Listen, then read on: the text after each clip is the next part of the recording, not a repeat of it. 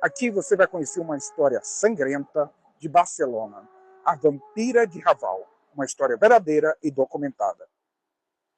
Barcelona ela não é conhecida somente pelas suas histórias de arquitetura, mas também é conhecida pelo seu derramamento de sangue, assassinato obscuro. Aqui você conhecerá mais uma dessas histórias obscuras por detrás dessa grande arquitetura que tem Barcelona. No início do século XX, havia várias crenças. E uma das crenças que havia é que se uma pessoa que tivesse tuberculose e tivesse ali morrendo, e ela tomasse sangue de uma criança, ela seria curada. Tinha que ser uma criança sana entre 5 a 10 anos de idade. Então, muitas pessoas ricas resolviam pagar feiticeiros e outras pessoas que poderiam sequestrar essas crianças para retirar o sangue e as banhas do abdômen.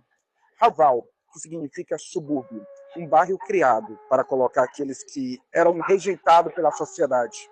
Um bairro histórico importante nos dias de hoje em Barcelona.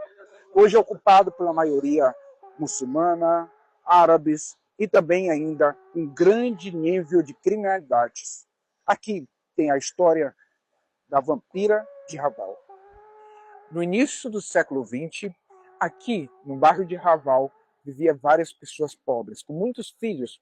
E muitas dessas pessoas, naquela época, tinham seus filhos roubados, sequestrados. Algo que era costume, e os pobres não buscavam as autoridades com medo da rejeição. Por ser pobres, sem palavras, sem conhecimento, então preferiam ficar calados. Pois aqui aconteceu grandes barbáries. Aqui na rua Joaquim Costa, número 29, no dia 17 de fevereiro de 1912, a vizinha fofoqueira Cláudia chamou a polícia para Henriqueta Martins com acusação de sequestro. A polícia veio até a casa dela. Nesse mesmo dia, a polícia deu voz de prisão com acusação de assassinato de 42 crianças. Em 1886, se acredita que Henriqueta Martins nasceu na cidade de Sant Feliu de Llobregat, uma cidade aqui próximo de Barcelona. E aqui ela veio morar no final do século XIX, no início do século XX, para trabalhar como babá e também pelas noites como prostituta. Já no início ali do século XX, para ser mais exato, em 1909, Henriqueta Martins, durante o dia, pedia esmola e durante a noite se vestia muito bem e ia para os grandes bailes e festas.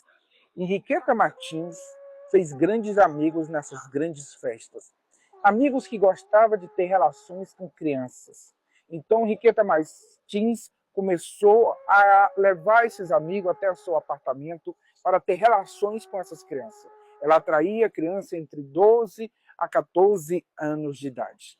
Nesse ano de 1909, ela foi presa juntamente com um senhor. A casa de Henriqueta começou a cair quando ela sequestrou uma menina chamada Teresita.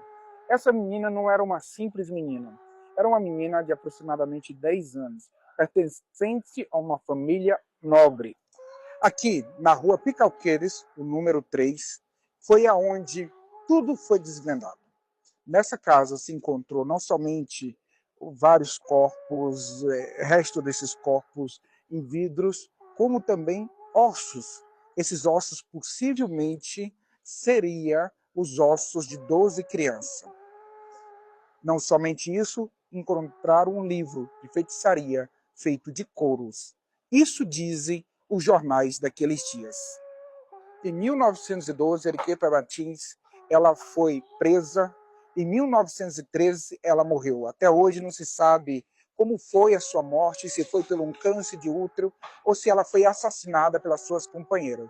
Muitos dizem que ela foi envenenada, pois acharam o livro, não somente um livro, uma lista de pessoas ricas, importantes da cidade de Barcelona, que estava envolvido com ela nesse período. Deixo para vocês aqui o nome de um livro que chama La Vampira de Raval. Aqui contra outra versão dos investigadores no ano de 2010 sobre esse tema. Aqui, do bairro de Raval, Henriqueta Martins, La Vampira, para o mundo.